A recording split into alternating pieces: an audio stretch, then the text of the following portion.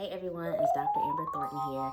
I just want to give another really quick tip for how to continue to develop new healthy habits. What happens is when we are hoping to develop new healthy habits, we assume that our willpower should be enough to make it happen, or we assume that just because it's the right thing to do or the healthy thing to do, that that's going to carry us through maintaining this goal and building this habit. But we forget that we're human, and sometimes we need a little help. Sometimes we need a little boost, a little reward every now and then. So one thing that I want to encourage you to do is think about some ways that you can reward yourself for the healthy habit that you're trying to start. So for instance, one thing that research tells us is that immediate rewards work the best.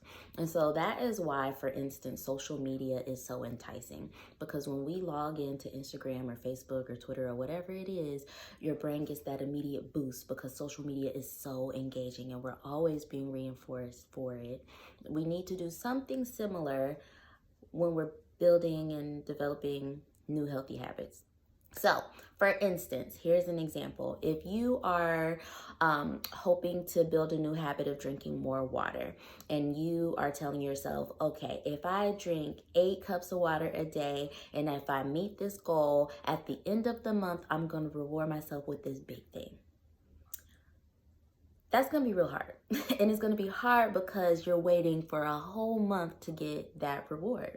So what I would recommend is reward yourself a little bit more frequently. So we got to think of a reward that's a little bit smaller, but that can also be a little bit more immediate. Something that I want to tell you about is called temptation bundling. So for instance, what this means is that you bundle your new healthy habit with something that is really, really pleasurable. But the trick is you only engage in that pleasurable thing when you're doing this healthy habit. So, for instance, if you are wanting to develop a new healthy habit of exercising more, anytime you're exercising, you're going to engage in this thing, but you're only going to engage in it while you're doing the thing.